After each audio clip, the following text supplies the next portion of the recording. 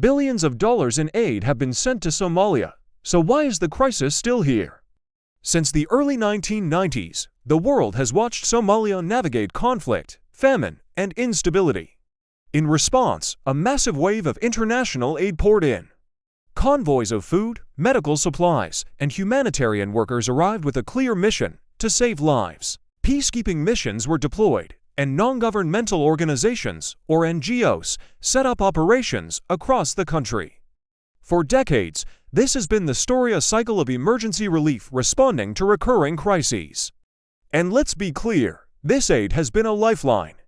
It has fed the hungry, provided shelter for the displaced, and offered medical care where none existed. In the face of immense suffering, humanitarian action has undoubtedly prevented the worst outcomes time and time again.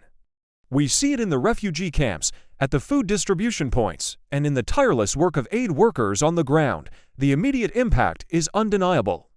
But what was meant to be a temporary solution has, in many ways, become a permanent fixture of the Somali landscape. Over the years, a parallel system has emerged.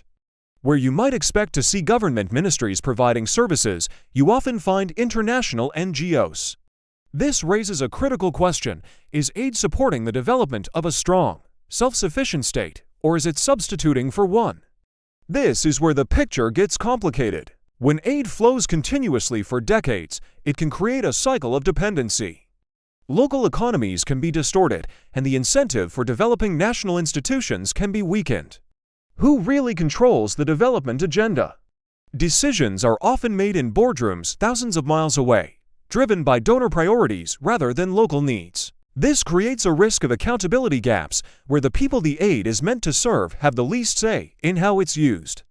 The sheer volume of international funding can also, unfortunately, create opportunities for corruption, diverting resources away from those who need them most. However, this isn't a story of failure, it's a story of complexity. Amidst these systemic challenges, there are incredible pockets of success. We see aid-supported projects that have built schools, trained teachers, and given a generation of Somali children an education. We see healthcare programs that have vaccinated millions and established clinics in remote areas. Most importantly, we see community-led initiatives empowered by international partners that are creating sustainable local solutions, from small businesses to water management projects. These examples show what's possible when aid empowers rather than replaces. The story of aid in Somalia is not black and white. It's a landscape of good intentions, life-saving interventions, and unintended consequences. It forces us to ask tough questions about the nature of help itself. Aid can save lives, and it has, but it cannot build a nation. The ultimate goal must be to support Somalis in building their own robust institutions, their own economy, and their own future. The challenge moving forward is to transform aid from a permanent lifeline into a temporary bridge, one that leads to true sovereignty and self-reliance. What are your thoughts on the role of international aid? Let us know in the comments below.